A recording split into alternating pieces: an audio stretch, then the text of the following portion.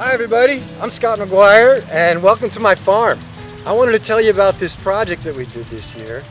What we did is we're raising all of these heritage grains that are, some of them are in danger of extinction. These are some of the wheats and rye and barleys that were grown in pre-industrial times. These were the grains that people grew by hand. None of these grains were grown with machines. This was sickles and sods and old style. The thing about these grains is they're highly nutrient dense. So we want to bring them back and make them available to all kinds of people who want to grow them. Now these seeds are from around the world.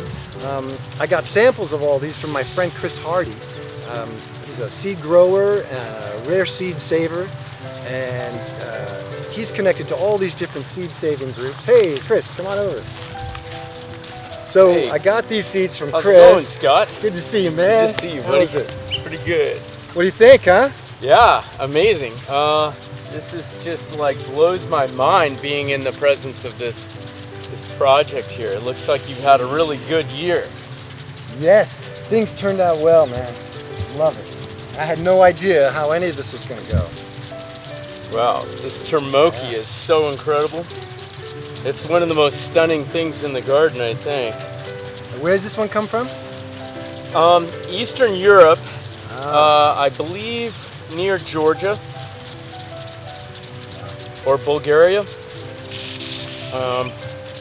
But it's just like a super high yielding. As you can see, it produces so much biomass, and this biomass here it's just a high carbon content. And if you look at today's modern wheat, you'd produce maybe this much wheat, but you'd get maybe a grain that wouldn't be much taller than this. The grains that you received from us were the varieties that did really well for us here in Southern Oregon. Nice. Through the trials of, again, growing over 40 different varieties of grains.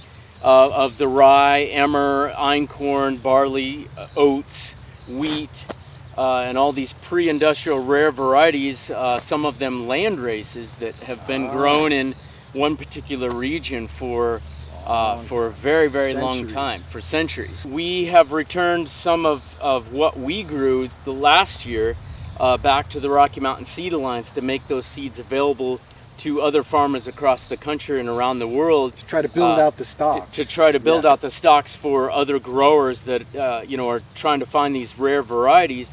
And then, so our hope is that some of this harvest here, like maybe a third of that, can be returned back to the seed library that we're creating. And this seed library becomes a part of what farmers in our local food shed will have access to. So this grain here is from Tibet. This is a black Tibetan barley. Now this grain, it just got so low. I can imagine this grain growing in the Himalayas. It's a high mountain thing. No machines ever grew this grain. And really, I don't think machines ever grew any of this grain.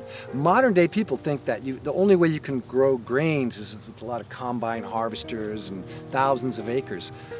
It's possible to grow grains in your backyard at a big enough scale where you can eat those grains year round.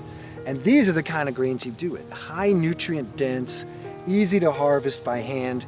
And the thing about harvesting by hand, if you're in a regenerative farming situation, you have a lot of use for the carbon that's left over. All the straw, you can use that for mulch, you can use it for animal bedding, you can use that to add carbon back in the soils in ways that protect the soil. Nowadays, when they grow grain, they're running combines, harvesters, and they're taking more out of the soil by far than they're putting back. So the soils are getting depleted, all the grains and nutrient values are getting depleted in all the grain foods that we eat. So this is the way to return to getting nutrient value back from grains, and I dare say an end of a lot of the gluten problems. Yeah, well, that's right, Scott. It all comes down to the seed. And the seed, these days, most farmers in the United States are growing hybrid seeds. Yep. Not only for food like turnips, onions, cabbage, radishes, They are even, if you look at some of these major catalogs, seed catalogs these days, lettuce, they're hybridizing what was otherwise open pollinated, self-pollinated, could save the seeds to hybrid F1 lettuce. That you have to buy over and over. That you have to buy over and over because it has this very special, cool trait and color. What that does is it separates us further and further from actually the food that we eat, and from being able to save those seeds like farmers have done for so long. And that stewardship is what we see here in this field of all open pollinated varieties of grains. And many of the even organic, certified organic wheat these days is hybridized. Yes. And so it's hybridized for uniformity, for machine harvest, for all being the same height, and adaptability to the machine process. Yes. And so that really kind of leaves a very narrow monocrop, if you will, mindset. And the carbon that is produced, as we were discussing earlier, is only a fraction of the heights big you amounts. see with these grains here. Beautiful. Produce so much more biomass than today's modern food. And so they also, not only are they more prolific with their tillering are the little side shoots, those stalks, but what you see above is indicative of what you would see below if you actually look at the amount of root system. Much more vigorous root system. Much more vigorous, much deeper, much more resilient plants that you would end up with by growing these varieties, as opposed to what we see today as modern day wheat, Commercial, which industrial. tends to be, a stalk or two, a tiller or two or three.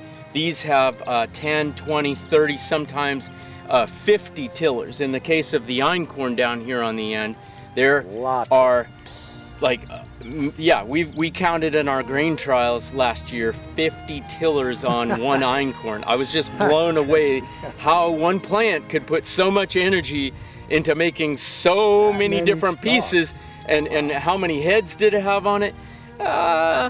Maybe there were 4 or 5 heads of einkorn, maybe 6, maybe 7, but that's missing the point. The point is that the amount of biomass that we're producing, the entire plant, by incorporating systems such as this diverse grain plot that you have here, it's just unfathomable the amount of carbon that is putting back into the soil with each generation.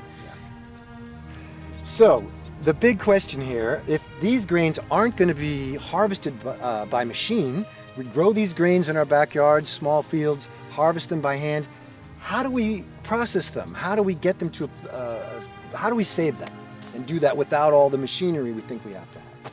Sure. So the good thing about the grains that we're growing here, most of them are hulless. And so what we can do with the hulless grain is that you can basically do a little bit of minor threshing. So the grain pops out of the chaff pretty easy. There's the grain right there. Okay. And again, most barley these days is hulled. And so if you were to use barley as a cover crop, if you were to go get some seed barley, it's likely going to be hulled, and it's likely going to need a dehuller, which is a machine that you got to have to get to the grain itself. That costs tens of thousands of dollars typically, and or you parch the grain to kind of take the excess moisture down to nothing, and then you're able to get you're able to get that hull off, but you still have to have a pretty mechanical process to get that off. Yeah. Whereas most of the grains that we are growing here, including the hulless oats over here, these beautiful hulless oats, they are free threshing. You just basically grab a handful, you take the chaff, you go like this, you blow the chaff away, and you're ready to throw oats into your bowl and have a bowl of oat porridge. Is what's happening in 2021, which is historic drought, 110, 115 degree temperatures we've had. We've had non-stop 100-degree days all the way through June. And we normally don't have that. It's how did we get there? But that right now is causing major stress with our farm. And the potential for loss of crops. Where do we have success? The success is in these grains. And these grains were planted in the fall, and we used the rain, exclusively the rain that fell out of the sky to water these grains. And we used mulch. We used the mulch from the other grains that we grew. And so that is a part of the system that we have created on our farm to ensure that we actually get food. Yes. See, Southern Oregon, we're so lucky because the ground doesn't freeze in the winter. A lot of farmers have figured out one of the best cash crops to grow is garlic, because you can plant your garlic in the fall, it grows across the winter, there's your crop in June. Very little weeding, no watering if we have any decent rain. So now we're finding out you grow grains like this, they match the garlic growth cycle. So you don't have to use any of the regular growing season resources that you need for everything else to grow grains. You can put grains in now with your garlic cycle and grow across the winter. And that's revolutionary for winter gardens in Southern Oregon. Maybe the West, when we have this much drought, people are going to need to grow things in the winter. That's when it's wet. Yep.